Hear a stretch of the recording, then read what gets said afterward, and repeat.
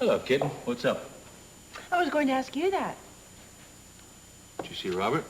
Briefly, very briefly. I got the distinct impression he was asked to leave. Why, did he say that to you?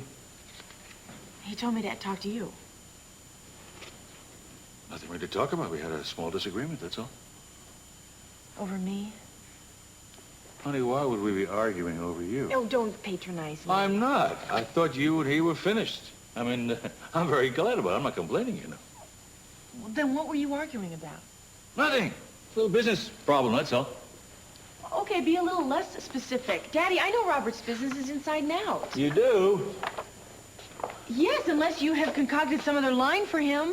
Well, I don't have to do that. He's pretty diversified, don't you think? Which one of his interests or yours were you discussing? Let's say that Robert reneged on a promise with which he came up with in the first place. That's not like him. I merely suggested that wasn't any way to conduct business. And you just left it at that? Why not? Because that's not like you. Honey, I have been known to cut my losses, you know.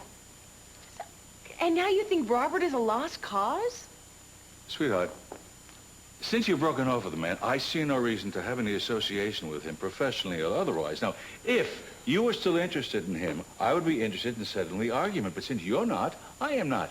Daddy, just because I'm not involved with Robert doesn't mean that you can't be. He has a lot to offer. Not to me. I never needed him. Honey, I never needed him. All I needed out of Robert was to get to know him better. And there's no quicker way to get to know somebody better than to go into business with him. Unless it's having him steal your business right out from under your nose. So what did you learn about Robert? He's a hard man to read. But then again, I don't have to tell you that, do I? How's my grandson-to-be coming along? It is certainly making its presence known. I was thinking that if I do have a boy, Daddy, I would like to name him after you. Channing Craighton Capwell III. Oh, sweetheart. I'm honored, I really am, but do you think that's such a good idea? What's wrong with it? I don't know. I was just wondered if a child shouldn't have his own unique name in this world, or why carry around the burden of someone else's image? Well, you didn't think that about Channing Jr.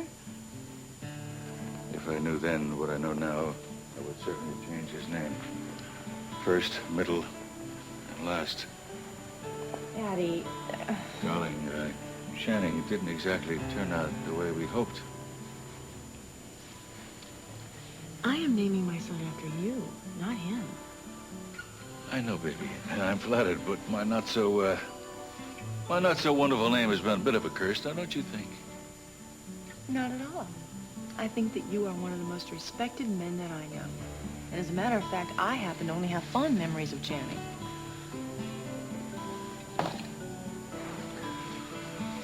My sweetheart, you hold on to them. You hold on to them. You remember what you like,